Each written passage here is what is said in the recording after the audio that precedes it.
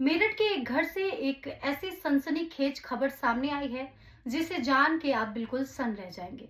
इस कहानी में कुल 3 किरदार हैं, पति, पत्नी और वो। आपको बता दें कि पत्नी ने प्रेमी के साथ मिलकर अपने ही पति की हत्या की और उसके बाद उसके 100 के टुकड़े किए और पानी के ड्रम में उसके टुकड़ों को डालकर सीमेंट से सीज कर दिया और उसके बाद प्रेमी के साथ घूमने के लिए वो शिमला मनाली निकल गई।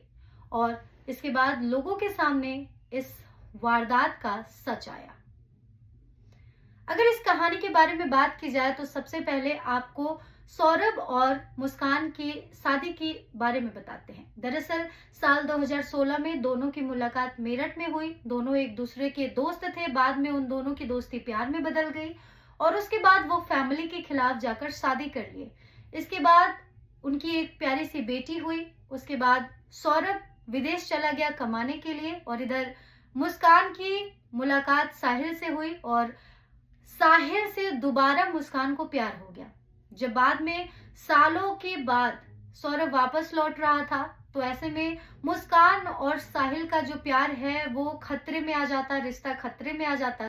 सौरभ के होते हुए साहिल और मुस्कान की प्रेम की कहानी आगे नहीं बढ़ पाती, जिस वजह से दोनों ने सौरभ को रास्ते से हटाने का प्लान बनाया।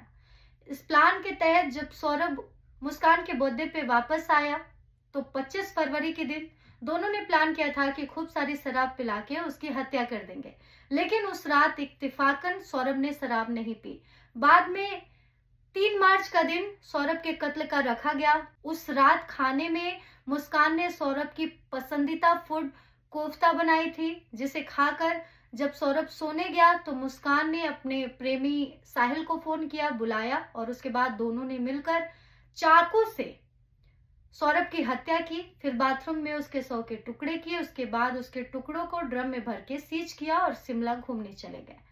बाद में जब पैसे खत्म हो गए तो मुस्कान ने अपनी माँ को फोन किया कि वो पैसे भेज दे। इस पर उसकी माँ ने कहा कि जब तुम्हारा पति तुम्हारे साथ है तो तुम्हें पैसे की क्या जरूरत। इस बात के बाद मुस्कान अपने माँ को बोलती है कि उसने सौरभ को मार दिया है। इसके बाद मुस्कान की माँ और मुस्कान के पिता पुलिस स्टेशन जाते हैं और कहते हैं कि उनकी अपनी बेटी ने अपने प्रेमी के साथ मिलकर उनके दामाद की हत्या कर दी है।